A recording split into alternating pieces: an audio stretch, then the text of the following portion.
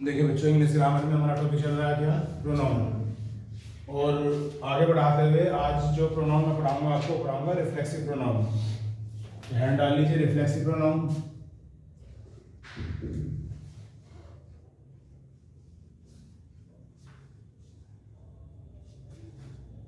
इससे पहले पीरियड में भी मैंने आपको बताया था कि जो रिफ्लेक्सिव प्रोनाउन होता है और क्या होता है एम्फेटिक, ये दोनों लगभग एक जैसे होते हैं, बस इनमें थोड़ा ही डिफरेंस होता है। तो जो दूसरा प्रोनाउन मैंने अभी नाम लिया, उसका नाम क्या है, एम्फेटिक, EMPHATIC। एक रिफ्लेक्सिव प्रोनाउन है और एक एम्फेटिक प्रोनाउन है। तो इनमें सिमिलरिटी क्या बताई थी, दोनों में सेल्फ आता है, दोनों में सेल्फ आता है। तो अगर हम प्रोनाउन के एंड में या तो सेल्फ लगा दें या लगा देंगे सेल्स, तो वो या तो बन जाएगा रिफ्लेक्सिव प्रोनाउन या बन जाएगा एम्फेटिक प्रोनाउन। अब आप मुझे ये बताइए कि सेल्फ में और सेल्स में क्या डिफरेंस होता है। कभी तो सेल्फ लगेगा और कभी लगेगा सेल्स। सेल्फ सिंगुलर है और सेल्फ प्लूरल है। तो जो सेल्फ है वो तो होता है सिंगुलर, और जो सेल्स है वो क्या होता है, प्लूरल। अगर मान लिया जो शब्द दे रखा है हमें वो सिंगुलर है तो आप सेल्फ लगाएंगे, और अगर प्लूरल है तो सेल्स लगाएंगे। क्योंकि ये बात तो हम जानते हैं कि जब हम सिंगुलर से प्लूरल बनाते हैं तो जो एफ है वो किससे बदल जाता है, VE ऐसे बदल जाता है। ऐसे बहुत सारे एग्जाम्पल हैं छोटे छोटे। जैसे मैं एग्जाम्पल दूँ, एक एग्जाम्पल होता है क्या, काफ, CALF, क्या होता है काफ, गाय का बछड़ा। तो ये सिंगुलर है और जब उसका प्लूरल बनाएंगे क्या हो जाएगा, काफ हो जाएगा।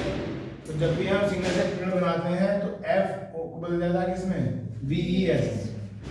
अब अगर मान लिया मैं बात करता हूँ कि एक प्रोनाउन है मेरे पास यू, तो यू के साथ आप सेल्फ लगाओगे या सेल्फ लगाओगे, मतलब यू से क्या बनेगा, योर बनेगा। तो योर सेल्फ लिखा जाए या योर सेल्फ लिखा जाए, योर सेल्फ, F वाला। तो आपने कहा कि अगर यू है तो उसका जो रिफ्लेक्सिव प्रोनाउन बनेगा वो बनेगा योर सेल्फ, ठीक है, ऐसा आपने कहा। तो अगर आप इससे योर सेल्फ बना रहे हो तो डेट मीन्स आप यू को क्या मान रहे हो, सिंगुलर मान रहे हो।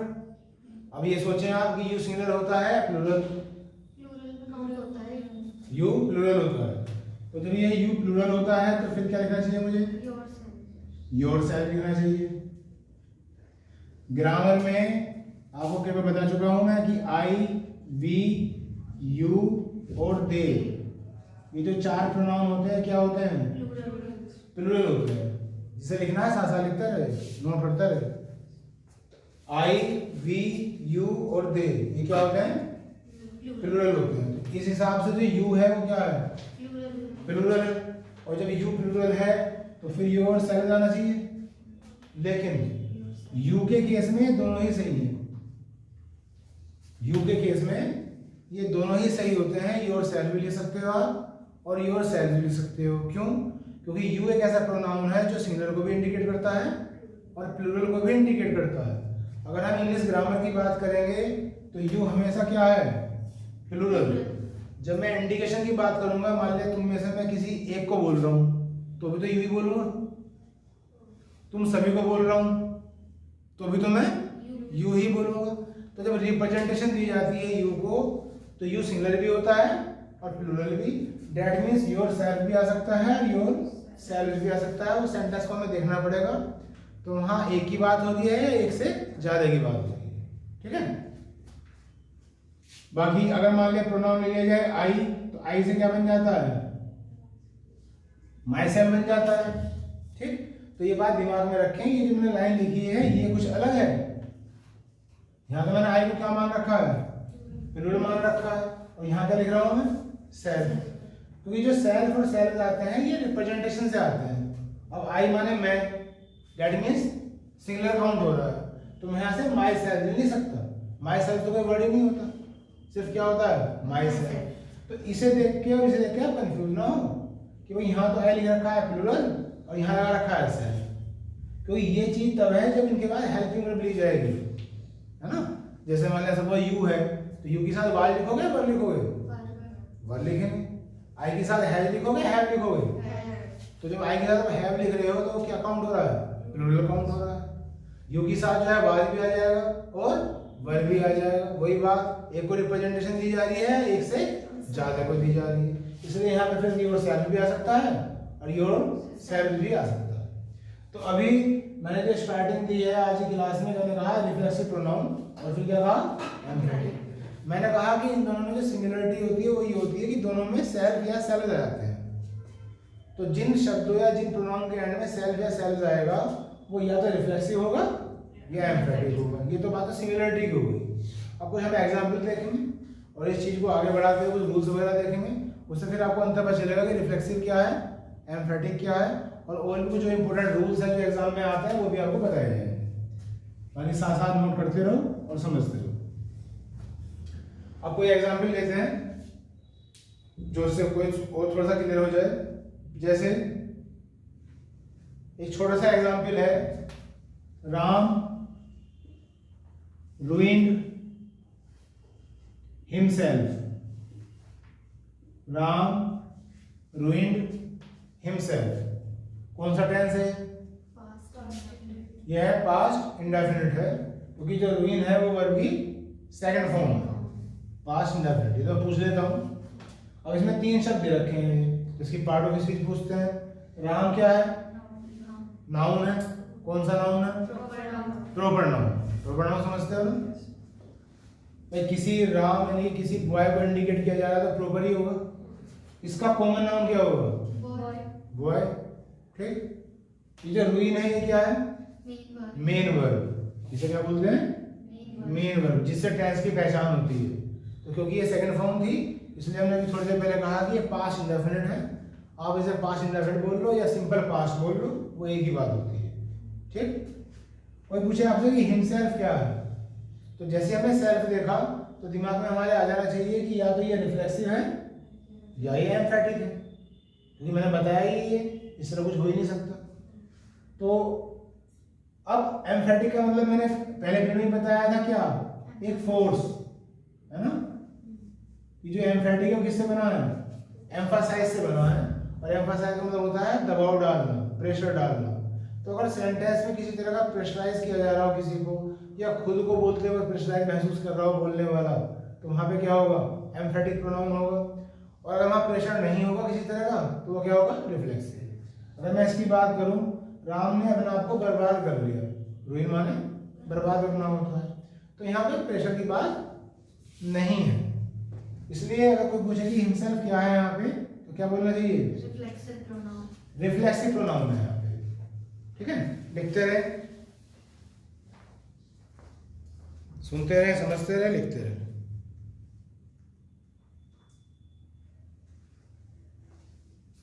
बीच बीच में टाइम देते रहूंगा ना, चाहे कॉपी करते रहो आप लोग।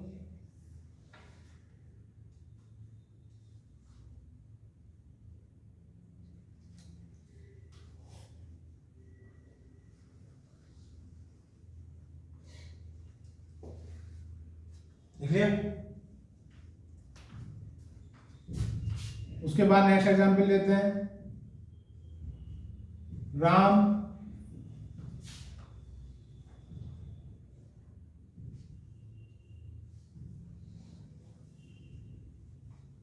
himself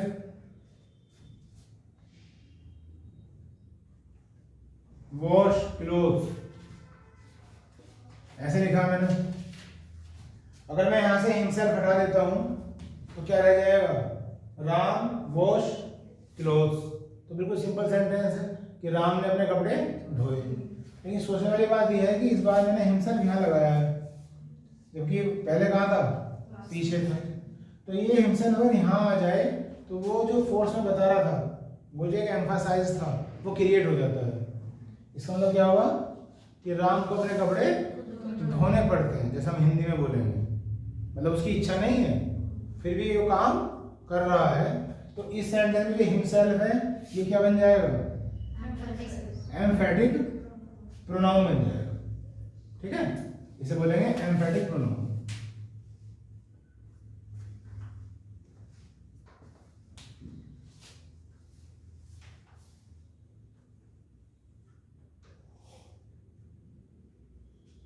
Next example, she wasted herself।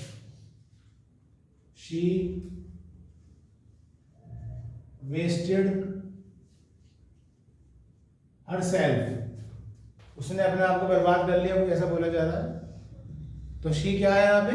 Pronoun है। कौन सा प्रोनाउन है? पर्सनल प्रोनाउन है। वेस्टेड क्या है? Main verb. फिर सेकंड फॉर्म है जिसमें पता चल रहा है कि ये भी पास्ट इंडेफिनिट है। और यहाँ पे जो हर सेल्फ है क्या हो गया? रिफ्लेक्सिव प्रोनाउन हो गया। रिफ्लेक्सिव प्रोनाउन हो गया। ठीक, next example.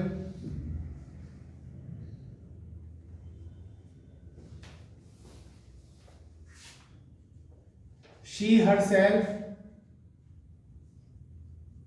wasted her property. She herself wasted her property. यहां से आप बीच में से हर सेल्फ निकाल दो, सेंटेंस को सीधा सीधा बन जाएगा शी वेस्टेड हर प्रॉपर्टी। उसने अपनी प्रॉपर्टी को बर्बाद कर दिया, खो दिया।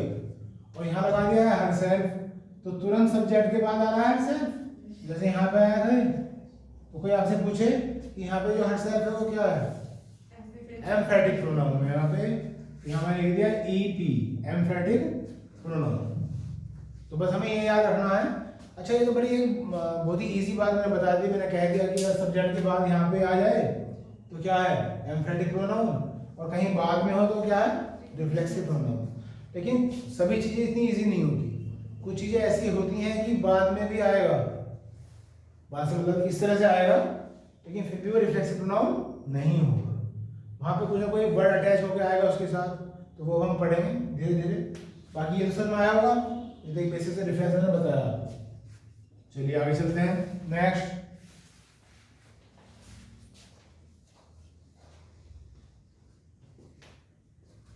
he lives in the house by himself. He lives in the house by himself. पीछे का कुछ छूट तो नहीं रहा? पीछे का कॉपी कर लिया सब? He lives in the house by himself. कौन सा टेंस है बच्चों? प्रेजेंट इंडेफिनिट है, क्योंकि यहाँ वर्ब की फर्स्ट फॉर्म में एस या ईएस लगा हुआ है ना। और ही क्या है? सिंगुलर, इसलिए वर्ब की फर्स्ट फॉर्म में क्या लग गया? एस लग गया। जब वर्ब की फर्स्ट फॉर्म में एस या ईएस लग जाता है तो हम उसे सिंपल प्रेजेंट या प्रेजेंट इंडेफिनिट कहते हैं। चलिए देखा जाए एक बार। अगर ही पूछे आपसे कि ही क्या है, तो आप बोलोगे प्रोनाउन। कौन सा प्रोनाउन? Personal pronoun. ये बात हो गई है क्या है? Main verb. इन क्या है? प्रीपोजिशन। आपको ये चीजें आती हो या ना आती हो, ध्यान से सुनते रहो और समझते रहो। चाहे आप पहली बार इंग्लिश पढ़ रहे हो, चाहे आप इंग्लिश के ज्ञाता हो, बच्चों में बता रहा हूँ, ध्यान से सुनते रहो, अपने कानों तक जाने दो। इन क्या है? प्रीपोजिशन। हाउस क्या है? नाउन। कौन सा नाउन? Common noun. तो प्रॉपर नाउन क्या होगा?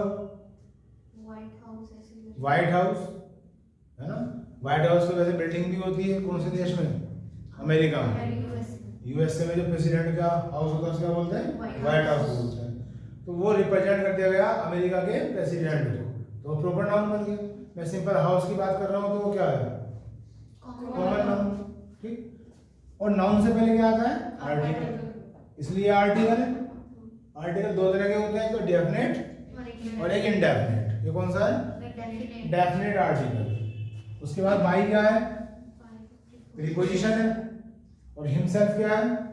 प्रोनाउन है। अब बात ये रह गई कि या तो रिफ्लेक्सिव है या एम्फेटिक है। क्योंकि सेल्फ लग रहा है, या तो रिफ्लेक्सिव होगा या एम्फेटिक होगा। तो मैंने अभी थोड़ी देर पहले आपसे कहा था कि ये तो बात समझ में आ रही कि अगर सब्जेक्ट के तुरंत बाद है वो क्या है? एम्फेटिक प्रोनाउन है। और कहीं बाद में आ रहा हो तो क्या है? रिफ्लेक्सिव प्रोनाउन है। इस तरह से देखते हुए हमें लग रहा है कि रिफ्लेक्सिव प्रोनाउन है, लेकिन ये बाई का कुछ स्पेशल यूज है। बाई इस तरह से नहीं आता। बाई का यूज क्या होता है? पैसिव वॉइस में होता है, जिसे हम धीरे धीरे समझ लेते हैं। जैसे मैंने एक पत्र लिखा, तो मैं बोलूंगा आई रोट ए लेटर। जब मैं इसे पैसिव बनाऊंगा तो लिखा जाएगा a letter was written by me, a letter was written by me. तो बाय का यूज मुझे समझ में आता है कि भाई ये पैसिव वॉइस था, और बाय का मतलब क्या होगा, मेरे द्वारा। हिंदी भी बोलता रहता हूँ बीच बीच में आपको थोड़ा कंफर्टेबल करने के लिए। क्या इसी तरह से इस्तेमाल हुआ है इसका बाय का? नहीं। पहली बात तो ये पैसिव नहीं है, एक्टिव है, जिसे हम प्रेजेंट इंडेफिनिट बोल रहे थे अभी। अगर मैं इसकी हिंदी में निकालना चाहूँ तो मतलब दिमाग एकदम से कहेगा पता नहीं क्या लिखा हुआ, he lives in the house, समझ में आता है, वह घर में बाय हिमसेल्फ। इसकी तो कुछ खास आवश्यकता है ही नहीं सेंटेंस में, लेकिन ये फिर भी लिखा हुआ है। तो फिर भी लिखा हुआ है मतलब ये है, आई मीन टू से, कि अगर एक ऐसा प्रोनाउन जिसमें सेल्फ लगा हो और उससे पहले क्या हो, बाय, तो ये सिंपल बात नहीं है। यहाँ पे जो है एम्फासाइज किया जा रहा है। क्या किया जा रहा है? एम्फासाइज, दबाव डाला जा रहा है। ये बात मैं सिर्फ इसके लिए कह रहा हूँ, बाय के लिए, हर किसी के लिए नहीं कह रहा हूँ। तो अगर बाय के बाद सेल्फ वाला शब्द आ जाए तो वो पहली दृष्टि में तो क्या लगेगा कि रिफ्लेक्सिव होना चाहिए, लेकिन वो रिफ्लेक्सिव नहीं है, वो क्या है, एम्फेटिक प्रोनाउन। और इसलिए ये सेंटेंस एग्जाम में कई बार आता है, क्योंकि उन्हें ही पता है कि स्टूडेंट्स ने याद रखा है जो बाद में आएगा वो रिफ्लेक्सिव और जो पहले आएगा वो एम्फेटिक। बस में आया था क्या कहा? तो इसमें क्या है बच्चों, एम्फेटिक प्रोनाउन है, कौन सा, हिमसेल्फ, और इसके साथ बाय जरूर आएगा जब ऐसा होगा।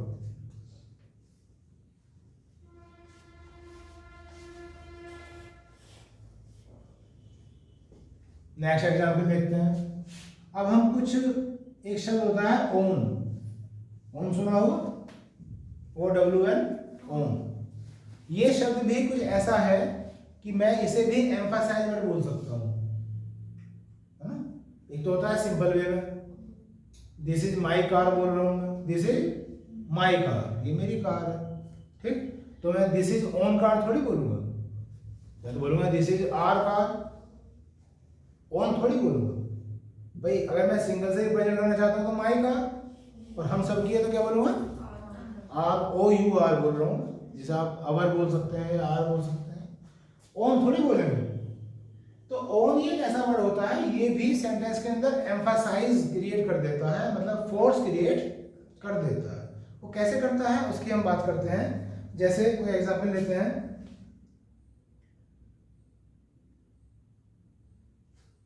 I live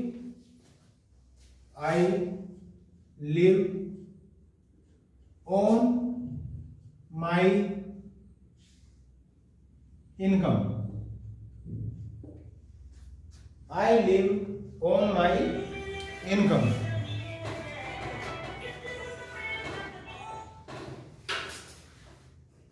I live on my income, ये भी हमने प्रेजेंट इंडेफिनिट में बनाया, बनना भी चाहिए।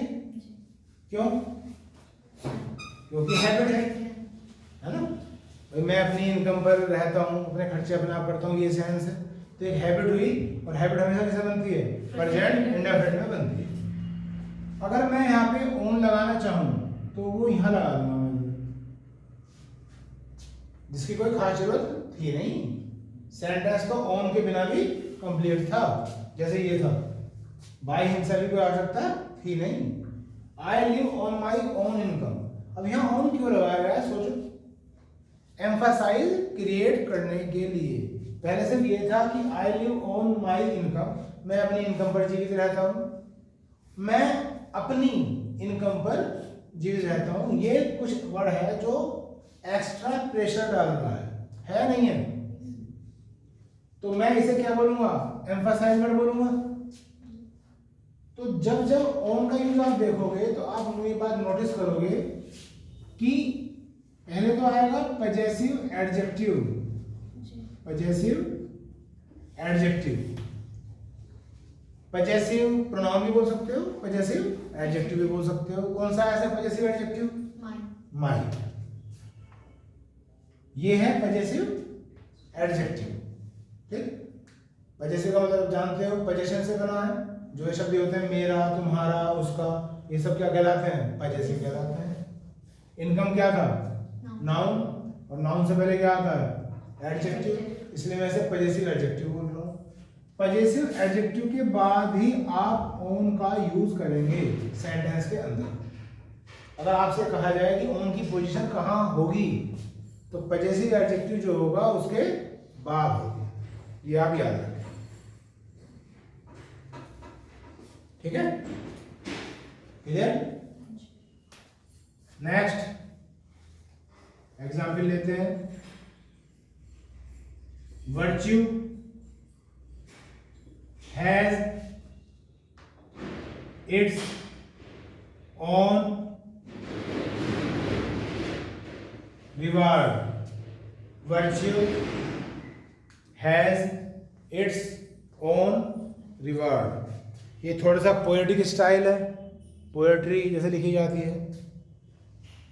वर्च्यू मीन्स क्या होता है? गुण, यानी कि क्वालिटी, और रिवार्ड माने क्या होता है? इनाम। तो हिंदी में मुझे बोलना चाहिए तो गुण की अपनी ही महत्ता होती है। जो गुण होते हैं, जो क्वालिटीज होती हैं, उनकी अपनी ही महत्ता होती है। फिर देखिए, वर्च्यू हैज इट्स रिवार्ड, ये भी सही था, लेकिन वहां पे एक एम्फसाइज क्रिएट किया गया है, किसे लगाकर? ओन को लगाकर। और ओन की पोजीशन क्या है? पजेसिव एडजेक्टिव के तुरंत बाद। यहाँ पे माई आया था क्योंकि सब्जेक्ट क्या था? आई था, तो आई अपने साथ क्या लेगा? माई लेकर चलेगा। वर्च्यू लिविंग है या नॉन लिविंग है? नॉन लिविंग है, तो नॉन लिविंग है तो क्या आएगा? इट्स आएगा, है ना? लिविंग होता तो बॉय है तो फिर हिज आता, या गर्ल है तो फिर हर आता, वो तो आप जानते ही हैं। तो इस तरह से हम ओन को यूज करते हैं, और ये ओन का एक स्पेशल यूज है। नेक्स्ट,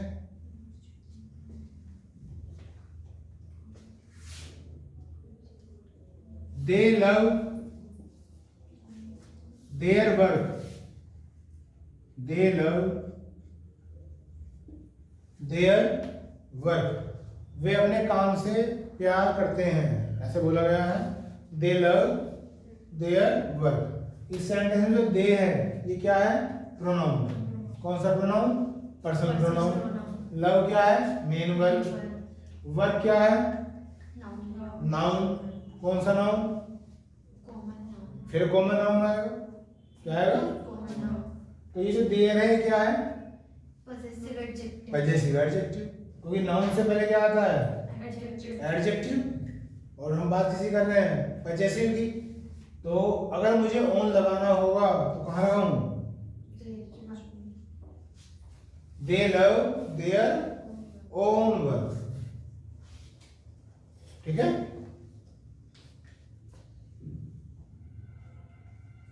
तो ये ओन का यूज समझाया कि ओन जो अपनी जगह लेता है तो कहाँ लेगा और कैसे लेगा।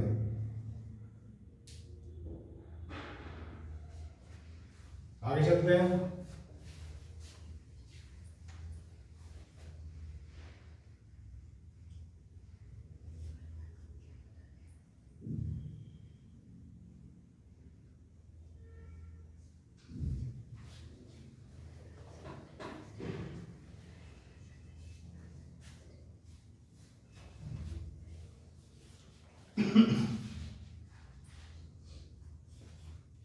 उसके बाद नेक्स्ट पॉइंट है न्यूटर प्रोनाउन। टॉपिक हमारा ये चल रहा है अभी, कौन सा? रिफ्लेक्सिव और एम्फेटिक चल रहा है। ये तो प्रोनाउन का नाम नहीं है, ये तो मैं कुछ समझा रहा हूं। न्यूटर प्रोनाउन,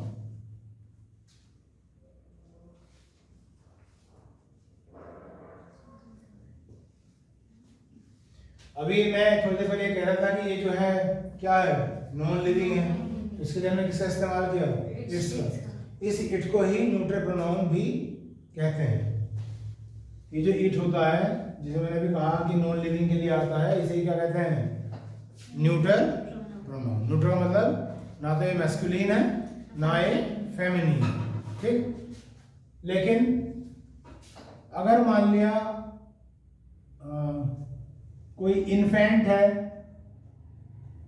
कोई बेबी है, या कोई स्मॉल एनिमल है, अगर मैं कुछ ऐसे ले इन्फेंट में क्या होता है, शिशु बोलते हैं हिंदी में, है ना, 1-2 दिन का बच्चा। फिर बेबी भी यही हो गया, स्मॉल एनिमल जैसे छिपकली, है ना, लिजर्ड। तो हालांकि हमें अगर देखा जाए तो हमें जेंडर तो पता होता है, बच्चा चाहे 2 दिन का हो या 1 दिन का हो, जेंडर तो पता ही होता है, मिठाई बढ़ जाती है ना। तो जी देखिए, फिर भी इंग्लिश में ये कहा गया है कि इन्फेंट, बेबी और स्मॉल एनिमल के लिए आप न्यूट्रल प्रोनाउन का ही यूज करेंगे, आप उनके लिए ही या शी का यूज नहीं करोगे, ठीक है, क्योंकि या तो उनका जेंडर पता नहीं है, और पता है तो वो अभी इस अवस्था में है कि उन्हें जेंडर की कोई आवश्यकता है नहीं, इसलिए उसे क्या बोला जा रहा है, बेबी बोला जा रहा है। अब बेबी तो मेल भी हो सकता है, फीमेल भी हो सकता है। इन्फेंट बोला जा रहा है तो इन्फेंट तो मेल भी हो सकता है, फीमेल भी हो सकता है। तो इन शब्दों के साथ आप न्यूट्रल प्रोनाउन का यूज करेंगे, जैसे द बेबी लिखते रहे, द बेबी, बीच में याद लाते रहता हूं तो भूल ना जाओ।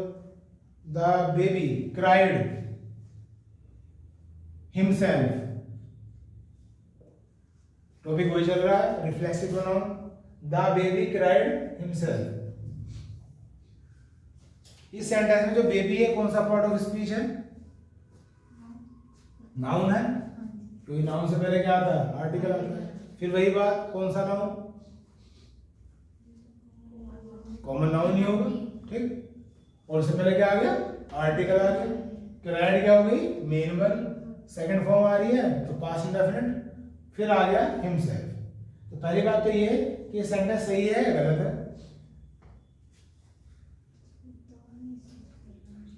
ये जो मैंने सेंटेंस लिखा है ये आपको सही लग रहा है या गलत लग रहा है, अपने विचार प्रकट करें, जल्दी करें। हिमसेल्फ नहीं आएगा, हिमसेल्फ नहीं आएगा।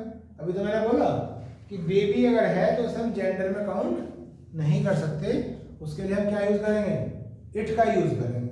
और फिर मैंने बेबी के लिए क्या लिख दिया, हिमसेल्फ लिख दिया। तो पढ़ने में तो बात दिमाग में आती नहीं ना, इसे तो लिख के काट काट के दिखाता हूँ। अभी सब काटूंगा और क्या लिखूंगा, इटसेल्फ लिखूंगा। तो ये गलत है ग्रामेटिकली, यहाँ लिखा जाएगा इटसेल्फ। अब जाके सेंटेंस सही हुआ, ठीक है। और कोई पूछेगा कि इटसेल्फ जो है कौन सा प्रोनाउन है, तो आप बोलोगे रिफ्लेक्सिव प्रोनाउन, क्योंकि इसमें कोई भी ऐसा फोर्स या एम्फसाइज क्रिएट नहीं हो रहा है जिससे मैं इसे एम्फेटिक प्रोनाउन कह सकूं। तो सिर्फ क्या रह गया, ये reflexive pronoun.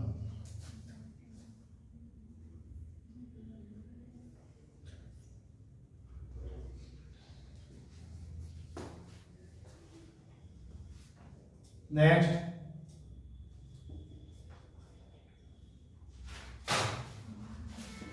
the lizard has lost her tail। जो छिपकली है अपनी पूंछ छोड़कर भाग गई, ऐसा मैंने कुछ लिखने का प्रयास किया है। तो क्या गलती है इसमें, हर नहीं आ सकता, है ना। क्या लिखे फिर, इट्स टेल, क्योंकि छोटा जानवर है तो ना तो हम ही यूज करेंगे ना हम शी यूज करेंगे, क्या करेंगे, इट यूज करेंगे। तो इट का इस तरह से यूज या इट को हम क्या कहते हैं, न्यूट्रल प्रोनाउन। तो कहीं अगर आप इसे पढ़ते हैं तो बात समझ लेंगे कि बात किसकी हो रही है।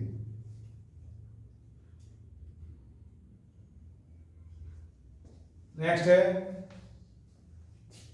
ये खत्म हो गया, आगे चलते हैं। एक एग्जाम्पल है, you hurt yourself, you hurt yourself. कौन सा टेंस है, प्रेजेंट इंडेफिनिट। तो कैसे पता चला कि आपको एक प्रेजेंट इंडेफिनिट है, हर्ट से पता चला। तो जो हर्ट है वो मेन वर्ब है, कौन सी फॉर्म है, फर्स्ट फॉर्म है। तीनों फॉर्म क्या होती है हर्ट की, तीनों सेम होती हैं, हर्ट हर्ट हर्ट। तो इसे फर्स्ट ही क्यों माने, सेकंड क्यों ना माने, थर्ड क्यों ना माने? थर्ड तो ये होगी नहीं क्योंकि थर्ड से पहले हेल्पिंग वर्ब आती है। इन्होंने कहा कि थर्ड तो ये हो नहीं सकती क्योंकि थर्ड कभी अकेले नहीं आती। थर्ड से पहले हेल्पिंग वर्ब में हैज आएगा, हैव आएगा, हैड आएगा, पैसिव है, दे, इज, आर एंड वाज, कुछ तो आएगा। इसे क्या कह रहे हैं? Helping verb. मैं इनकी बात से सहमत हूँ, थर्ड फॉर्म तो ये हो नहीं सकती। अब फर्स्ट भी हो सकती है और सेकंड भी हो सकती है। फर्स्ट ही क्यों मानूं? वैसे सर इसे सेकंड मानना चाहिए क्योंकि हैबिट तो होगी नहीं, यू हर्ट योरसेल्फ। तो मतलब ये प्रेजेंट इंडेफिनिट नहीं रहा नहीं, पास्ट में जाएगा। अभी। और आपको पता भी है कि जब हम प्रेजेंट इंडेफिनिट बनाते हैं, प्रेजेंट इंडेफिनिट यानी कि सिंपल प्रेजेंट जब बनाया जाता है तो तीन वजह से बनाया जाता है। एक तो हैबिट, और बोलो, यूनिवर्सल ट्रूथ यूनिवर्सल ट्रूथ और प्रोवर्ब। और प्रोवर्ब। अगर इन तीन में से कोई भी एक सिचुएशन है तो आप उसे प्रेजेंट इंडेफिनिट बना सकते हो, अन्यथा नहीं बनाओगे। हैबिट तो आप जानते ही हो, यूनिवर्सल ट्रूथ जो हमेशा ही सत्य रहे, मेरे कहने से आपके कहने से वो गलत ना हो जाए, और प्रोवर्ब का मतलब होता है कहावत। ठीक है। अब यू हर्ट योरसेल्फ, तुमने अपने आप को चोटिल कर लिया, तो हैबिट है ये? नहीं। यूनिवर्सल ट्रूथ, प्रोवर्ब, तो प्रेजेंट इंडेफिनिट नहीं बन सकते। हाँ जी। नहीं बन सकता तो ये क्या है? पास्ट इंडेफिनिट है। मुझे इसे वर्ब की सेकंड फॉर्म काउंट करनी पड़ेगी। ठीक है, तो ये हो गया पास्ट इंडेफिनिट। अब ये मैंने सेंटेंस लिख दिया। यू आप बोलोगे कि सब्जेक्ट है, सब्जेक्ट में क्या है कि प्रोनाउन है, ये हो गई मेन वर्ब और ये हो गया रिफ्लेक्सिव प्रोनाउन। तो अब अगर मैं यहां योर सेल्फ की जगह योर सेल्फ लिख देता हूं, योर सेल्फ, तो मैंने अभी थोड़ी देर पहले बताया था कि यू के साथ अगर योर सेल्फ आए तो भी सही होता है और योर सेल्फ आए तो भी सही होता है, तो दोनों ही सही हैं। तो पता क्या चल रहा है आपको?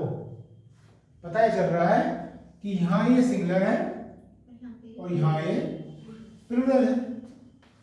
यहाँ पे किसी एक की बात हो रही है, यहाँ बहुत सारों की बात हो रही है। ठीक है, सही तो दोनों ही है।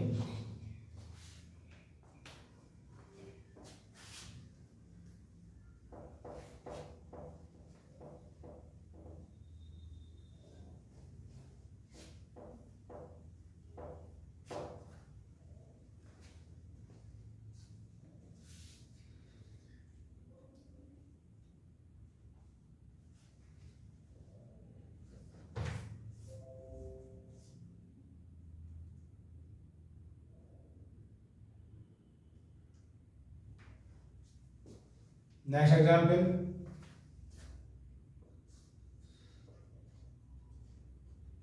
The dog hurts dash. कौन सा टेंस है? प्रेजेंट इंडेफिनिट है, क्योंकि हर्ट में मैंने क्या लगा रखा है? एस लगा रखा है। चलिए, यहाँ पे मुझे रिफ्लेक्सिव प्रोनाउन भरना है, फिल इन द ब्लैंक्स में। रिफ्लेक्सिव प्रोनाउन भी मैंने बताया जिनके बाद में सेल्फ आता हो। क्या भरूं? Myself, themself, yourself. आप बताओ फिर क्या भरे, तो मेरी लिस्ट खत्म हो जाएगी। हिमसेल्फ, तो द डॉग हर्ट्स हिमसेल्फ भर दिया। लो जी, भर दिया। वैसे हिम किसके लिए यूज किया जाता है? इंसानों के लिए किया जाता है ना?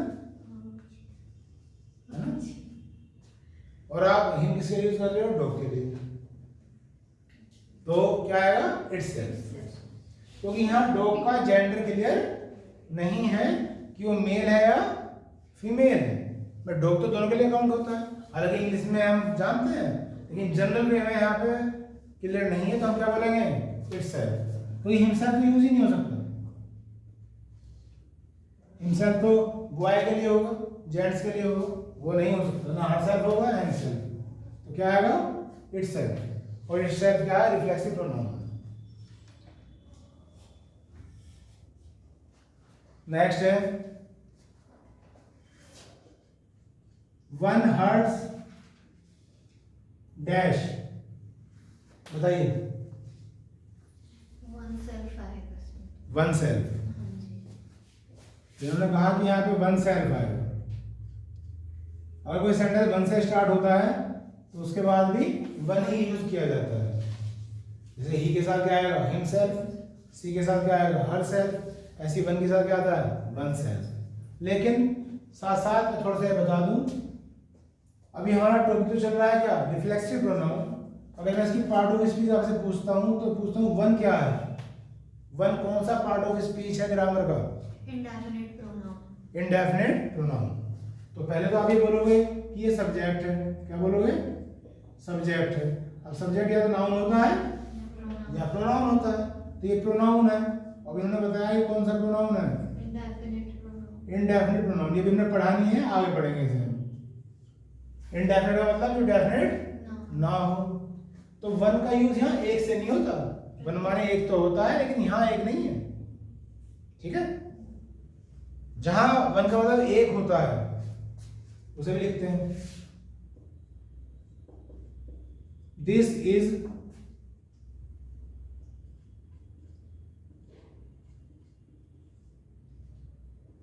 Only one book in the library,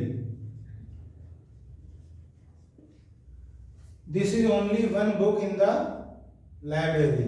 यहां वन का इस्तेमाल वैसे ही हुआ है जैसा हम जानते हैं एक, है ना। चलिए इसमें मुझे बताइए कि जो वन है ये कौन सा पार्ट ऑफ स्पीच है,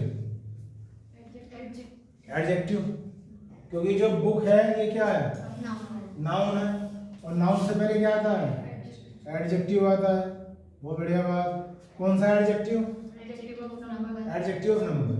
तो जिसकी बात हम करते हैं ना, वन माने एक, टू माने दो, थ्री माने तीन, वो सब क्या होते हैं, एडजेक्टिव होते हैं और एडजेक्टिव ऑफ नंबर होते हैं। लेकिन जब मैं इसकी बात कर रहा हूँ ये कोई एडजेक्टिव थोड़ी है, ये तो मैंने अभी बताया ना कि क्या है, pronoun.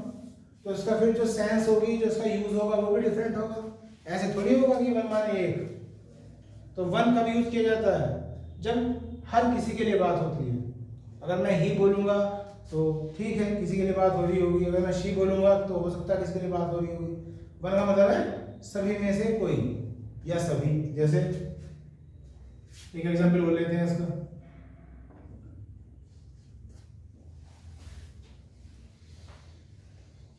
One should do once duty, one should do once duty. इसकी जगह हिंदी बताओ मुझे क्या होगी, एक की तो सेंस ही नहीं आने की, नहीं कहता भी एक नहीं होता। हर किसी को, जब हम हिंदी बोलेंगे हर किसी को अपना काम करना चाहिए। तो जब ये वन एज ए प्रोनाउन आएगा, और प्रोनाउन कौन सा, इंडेफिनिट प्रोनाउन, तब इसकी सेंस ये बनेगी हर किसी को अपना काम करना चाहिए। तो यहाँ पे हर किसी से मतलब नहीं है, मतलब किसी को, किसी ने अपने को चोट मार ली, ये वाली सेंस बन जाएगी, ठीक है। तो पूरी इंग्लिश भाषा में दो ही वन दिखाई देंगे, या तो वो होगा एडजेक्टिव ऑफ नंबर या फिर वो होगा इंडेफिनिट प्रोनाउन। वो आप ध्यान रखें कौन सा क्या है। कोई बात समझ में ना आ रही हो तो पलट के पूछ लिया करो।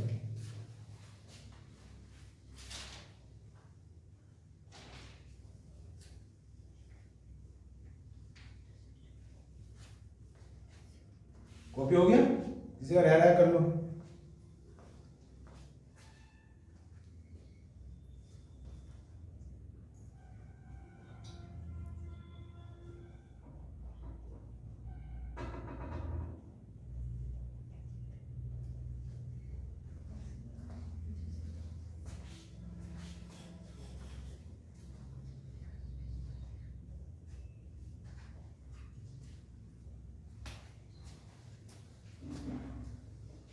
आगे देखिए बच्चों, अभी हमने देखा कि रिफ्लेक्सिव प्रोनाउन क्या है, एम्फेटिक प्रोनाउन क्या है, क्या उनमें डिफरेंस होता है।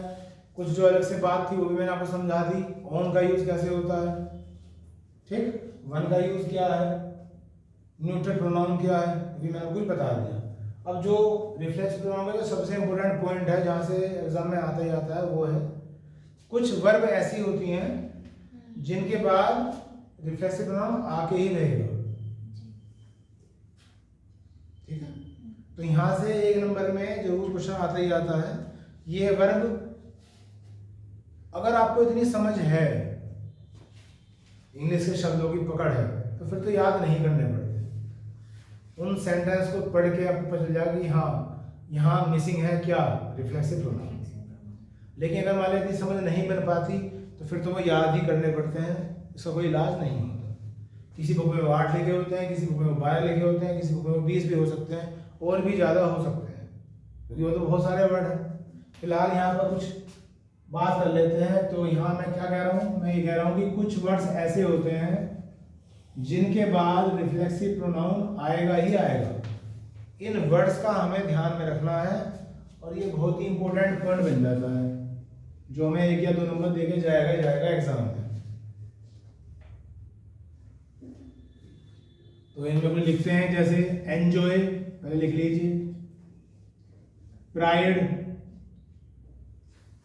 Enjoy, pride, absent, present,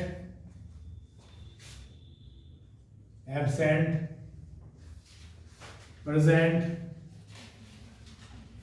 introduce,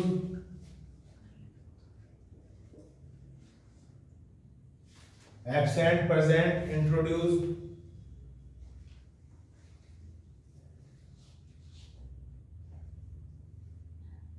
busy, aware, heard,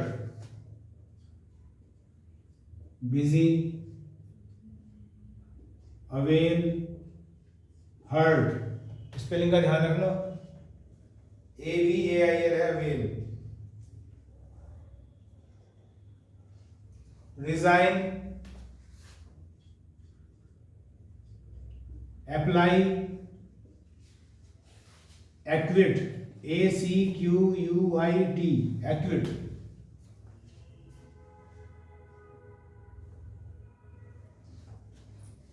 बस यही कुछ इंपॉर्टेंट है, बाकी और भी हो सकते हैं, मैंने कहा कि बहुत सारे भी हो सकते हैं।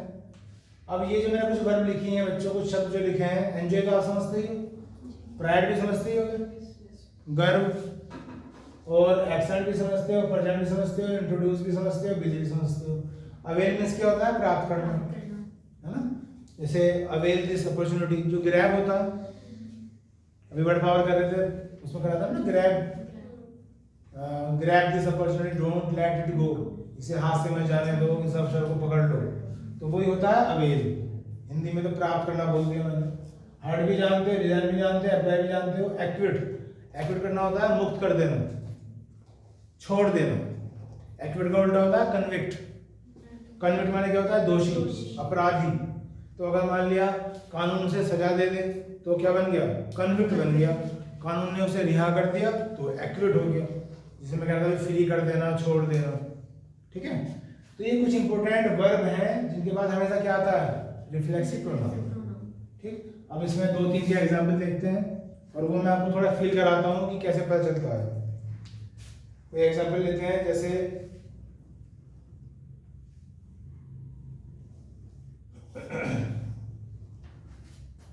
he enjoy in the party, he enjoy in the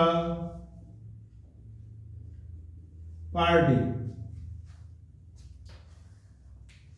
he enjoy in the party।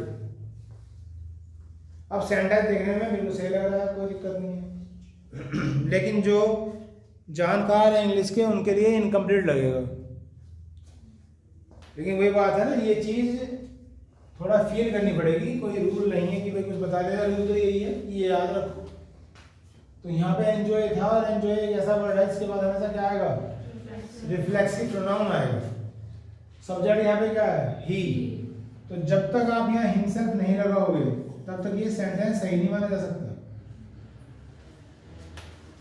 आपको भले ही चाहे कितना सही लग रहा हो, he enjoy himself in the party. तो इन शब्दों को हमें याद रखना है थोड़ा सा।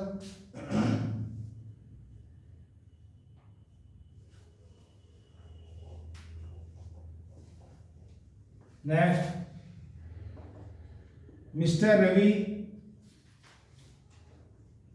Prides on the result of his son. Mr. Ravi prides on the result of his son.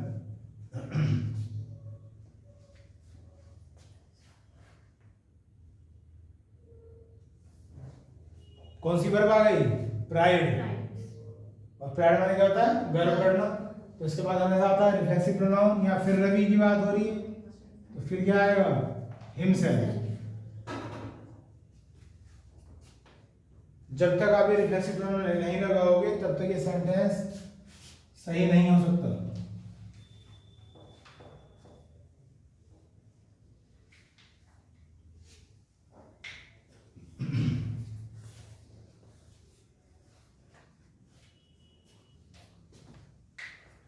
Next, the students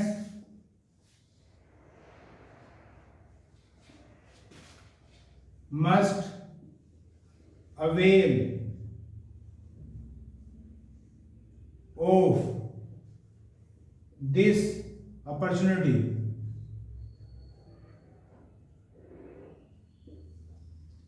must avail of this opportunity.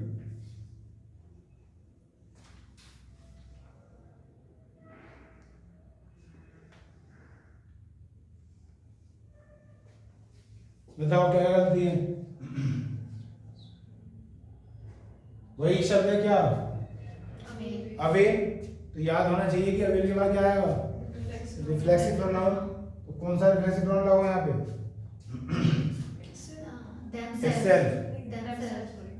अब यहाँ सब्जेक्ट क्या है? स्टूडेंट्स।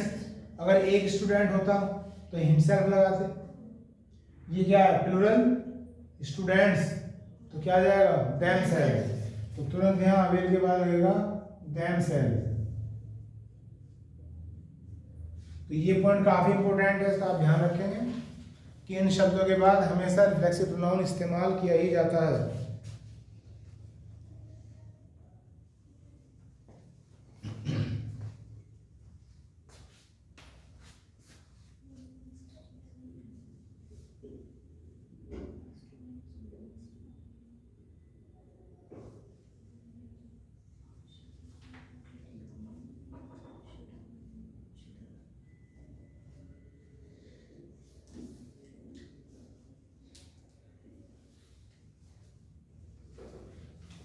हो गया? नेक्स्ट है जो रिफ्लेक्सिव प्रोनाउन होता है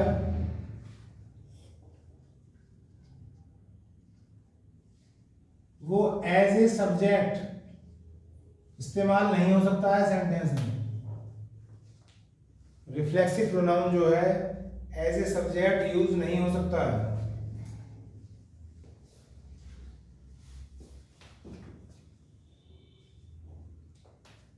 For example, myself is Mr. विकास। अगर मैंने ऐसे सेंटेंस बोल दिया तो स्पोकन इंग्लिश में कैसे बोल देते हैं? माई सेल्फ वगैरह करके। लेकिन आप माई सेल्फ का यूज या किसी भी रिफ्लेक्सिव प्रोनाउन का यूज एज ए सब्जेक्ट नहीं कर सकते। तो यहाँ पे सेंटेंस की स्टार्टिंग किससे हुई है? माई सेल्फ से। और माई सेल्फ क्या है यहाँ पे? सब्जेक्ट, जो पॉसिबल ही नहीं है। तो आपको सिंपली बोलना पड़ेगा आई एम मिस्टर विकास। अपनी भाषा को थोड़ा इंप्रेसिव बनाने के लिए माई सेल्फ का यूज कर दिया जाता है, जो बिल्कुल गलत है। ठीक है? हाँ, ये जरूर आप कह सकते हो। हाँ भाई, कहोगे तो नहीं। आप ये कह सकते हो कि जब आप थोड़ी देर पहले ये कह रहे थे कि जो नाउन होता है या जो सब्जेक्ट होता है या तो वो नाउन होगा या प्रोनाउन होगा। तो है तो ये भी सब्जेक्ट, या तो नाउन होगा या प्रोनाउन। तो ये भी प्रोनाउन है। कौन सा प्रोनाउन? Reflexive pronoun. तो यहाँ ऐसा मना क्यों किया जा रहा है? तो वजह वही है कि माई सेल्फ हो, हर सेल्फ हो या हिम सेल्फ हो, उनकी इमेज पहले होती है।